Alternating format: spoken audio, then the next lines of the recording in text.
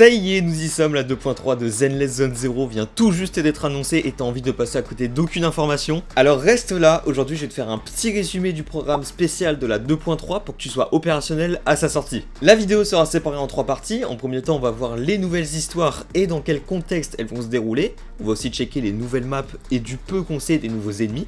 En second temps, on va checker les 2 nouveaux agents et toutes les nouveautés qu'ils impliquent. Ensuite, on va voir tous les événements prévus pour cette version 2.3 et je vous ferai une petite estimation des polychromes qu'on pourra récupérer. Et enfin, je vous donnerai mon opinion finale sur cette version. Bon, avant de commencer, laissez-moi vous remémorer un petit peu la mémoire sur l'histoire et où on s'était arrêté. Avec la collaboration de l'escouade Obol, on a réussi à vaincre les exaltés et empêcher l'audience avec le créateur, suite à la trahison d'Iseult, tout en sauvant la péninsule de Wi-Fi d'une grande catastrophe. Mais nos protagonistes n'ont toujours pas réussi à mettre la main sur Sarah, qui ne cesse de progresser dans ses objectifs. Et c'est donc dans ce contexte qu'on suivra les nouveaux membres de la maison hantée, Lucia et Widari, dans les nouvelles zones de l'année entre les miennes, qui sont toujours en quête d'histoires flippantes. Et qui sait, peut-être que ces histoires et ces disparitions des mineurs de Porcelume auront peut-être un lien avec Sarah, et pour peut-être en apprendre plus sur l'identité du créateur.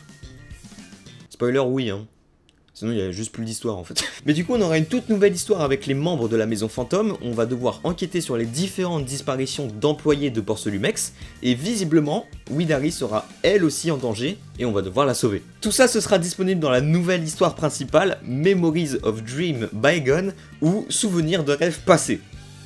Je crois que c'est la première traduction de ma carrière qui a un minimum de sens quand même.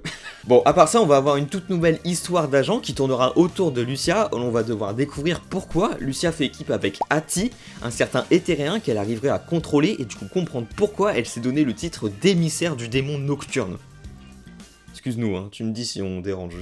Toutes ces questions seront répondues dans The Inverted Night Lantern, la nouvelle histoire d'agent de Lucia. Sinon, pour ce qui est de Widari, on sait juste d'elle qu'elle est elle aussi une proxy et qu'elle accepte les commissions seule et les finit seule. Mais c'est sûrement à cause de cette solitude qu'elle s'est retrouvée en danger et qu'elle aura besoin de nos protagonistes. Ok, mais pour les nouvelles maps alors? Et bah comme on l'a vu, les histoires se passeront dans les nouvelles zones de l'année entre les miennes, les collines ancestrales. On a l'air de quitter un petit peu le miasme pour retrouver des teintes un peu plus violettes et vertes dans une DA un peu autour du rêve et des cauchemars.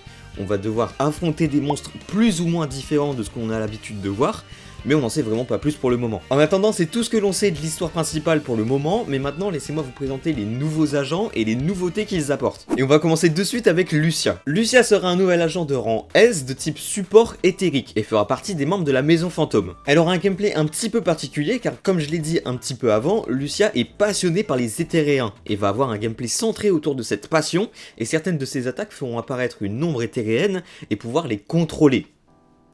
Voilà, vu qu'on est dans solo leveling finalement. Elle aura aussi une mécanique où ses attaques se diviseront en 2 types, caprice et unition, qui donneront différents buffs à l'escouade. Elle aura aussi une mécanique de gestion de ressources avec la songe, et bon, bah vous savez quoi, j'ai la flemme là, bon comme d'hab. On en parlera dans son guide, et comme d'hab, on s'abonne, hein, et ce serait bête de rater le meilleur guide sur Lucia quand même, hein. S'il vous plaît, je veux pas finir à l'intérim, juste s'il vous plaît. Comme les autres agents, elle débarquera elle aussi avec son W Engine, mais pareil, on en reparlera dans son guide. Manato débarquera aussi avec Lucia avec son W Engine, ce sera un tout nouvel agent de rang A de type rupture feu, et qui fera lui aussi partie de la maison fantôme. Il a l'air d'avoir une mécanique un petit peu particulière où il se blesse pour infliger plus de dégâts, et il aura aussi une gestion de ressources pour optimiser ses dégâts, ça a l'air plutôt cool. Lucia et Manato seront disponibles pendant la première phase de la 2.3 le 15 octobre. Et c'est Viviane qui reviendra avec eux, elle aussi avec son W Engine. On aura aussi un event de connexion quotidienne où on pourra récupérer 10 bandes maîtresses tout au long de la semaine après leur sortie. Et du coup pour la seconde phase de la 2.3, on va voir Widari qui oui bon, je connais des gens IRL qui seraient prêts à me souhaiter beaucoup de mal juste pour qu'elle leur marche dessus en fait. Donc c'est bon? On peut continuer? Bien. Widari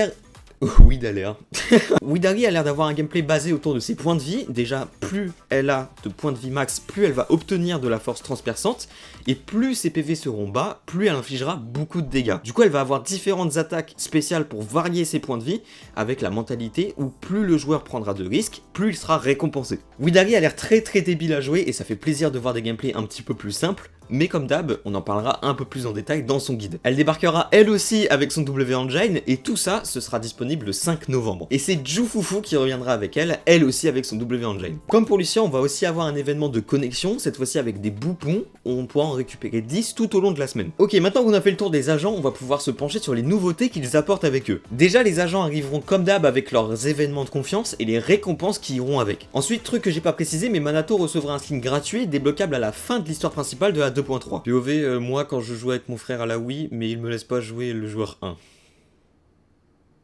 Moi, je l'ai vu dans un commentaire, elle m'a fait rire, je me suis dit que je devais la caser quand même. Bon, c'est sympa, ça aide à digérer le fait que Manato soit pas un agent de rang S. Je l'ai là, hein, Oyo. C'est dur. C'est dur à avaler, je vous mens pas. Viviane revient elle aussi avec un skin et oui, bon, je sais, ouais, je sais. Estimez-vous heureux, ça aurait pu être Jufufu. Hein. Pour tous ceux qui voudront débloquer ce skin, vous devrez dépenser un total de 180 bandes maîtresses dans les canaux à durée limitée entre la version 2.3 et la version 2.4, et nous permettra aussi d'avoir des accessoires supplémentaires.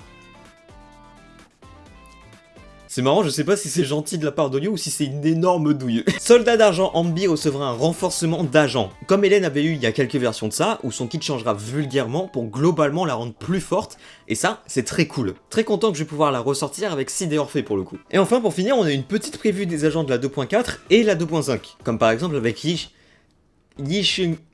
Vas-y, baisez vos mères, c'est bon. Voilà, merci, et elle aura un lien avec les sims de Yunkui. Mais on a aussi revu des agents comme le lapin de Porcelumex par exemple, et Guité, il y a la fusion parfaite entre Zenyatta et Ramatra là. Et là, il y a Kana là. Et après, je m'étonne pourquoi je suis pas partenaire Oyo. Hein. Regarde ce que je dis, frère. Bon, en tout cas, ça y est, on a fait le tour des agents et de toutes les nouveautés qu'ils apportaient. Maintenant, on va pouvoir se focus sur les événements, qui sera une source majeure de polychrome. Bon, déjà, avant de vous présenter les events de la 2.3, il faut savoir qu'il y a déjà 480 polychromes à récupérer dès maintenant, tout au long de la semaine. Donc pensez-y. Sinon, pour le premier event, ce sera quand les rêves seront achevés. Nos protagonistes devront entrer dans le rêve de Widari, où en gros, on va devoir contrôler et se battre aux côtés des différents monstres du jeu pour se battre contre d'autres monstres en mode tour par tour. JRPG tactique là. Ça a l'air plutôt stylé. A savoir que c'est avec cet événement qu'on pourra récupérer Manato, sympa pour les gens qui veulent pas du tout pull pour le coup. Et tiens, on dirait que Miyabi a besoin d'aide. Oh là là, c'est tellement pas naturel, bordel. Le prochain event sera accompagné de Miyabi, où apparemment des phénomènes étranges sont apparus dans plusieurs néantres compagnonnes, et c'est pour ça qu'elle a besoin de nous. Dans l'event simulation de seuil, on devra déployer plusieurs escouades pour faire face à des situations de combat complexes. Où en gros, les combats se diviseront en 3 types, requis, optionnels et finaux, et en gros, si les objectifs du défi requis sont atteints, on obtiendra un multiplicateur de points pour la partie finale. Bah, je vais être 100% honnête, j'ai rien compris. Hein. Mais en gros, ce sera plus ou moins des combats comme les assauts mortels, et on aura des polychromes à la clé, évidemment. Et ça, moi perso, je kiffe. On pourra par exemple choisir des bonus en fonction des faiblesses des ennemis, un petit peu comme les assauts mortels, justement.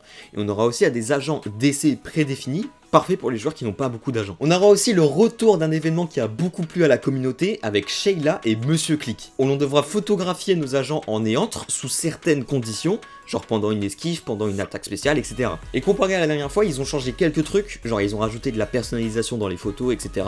Ça a l'air plutôt cool. Pour le prochain événement, ce sera au sim de Yunkui, où on devra aider les citoyens à résoudre leurs problèmes en écoutant leurs questions et en interprétant leur futur et les guider sur le bon chemin. Ce sera sous le format d'une question-réponse qui est un format qu'on a déjà vu dans d'autres événements. Pour ce qui est du prochain événement, ce sera le retour de l'événement des batteries usagées de JAL, où pendant l'événement, après avoir consommé de la batterie pour la première fois chaque jour, on pourra donner notre batterie usagée à JAL contre des récompenses. Avec l'arrivée des collines ancestrales dans l'année entre les miennes, on aura un événement d'exploration qui nous récompensera avec des polychromes au fur et à mesure de notre exploration dans les nouvelles zones avec des polychromes. Lucia et Widari ajouteront aussi 2 nouveaux défis dans l'année entre 0, elles débarqueront du coup elles aussi avec leurs nouveaux attirails. Et enfin comme d'habitude on aura les matériaux de craft et les disques de poussée qui seront doublés pour faciliter le farming. Bon, maintenant qu'on a fait le tour des événements, j'ai pu faire une petite estimation de mon côté des polychromes qu'on pourra récolter tout au long de la 2.3. Et vu qu'on est sur une version beaucoup plus conséquente comparée à la dernière, avec de gros événements, une toute nouvelle carte, etc., on devrait tourner autour des 14 500 voire 15 000 polychromes si vous êtes un joueur 100% free-to-play, ce qui équivaut plus ou moins à 110 pools en comptant les pools qui seront donnés. Bon, sinon à part ça, il y a encore quelques petits trucs à dire, mais globalement c'est juste des petites optimisations par-ci par-là, genre ils ont refait le système de badge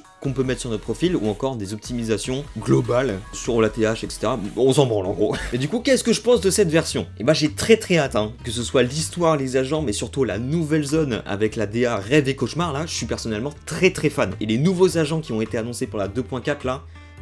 J'ai très hâte de Zenyatta là, je sais pas vous. En tout cas c'est tout pour moi pour aujourd'hui, vous savez maintenant tout ce qu'il y a à savoir sur la 2.3, en espérant que cette vidéo vous a été utile. Merci énormément d'avoir regardé la vidéo, n'hésitez pas à liker, commenter et même vous abonner, c'était Deepow, on se retrouve très vite pour une prochaine, prenez soin de vous.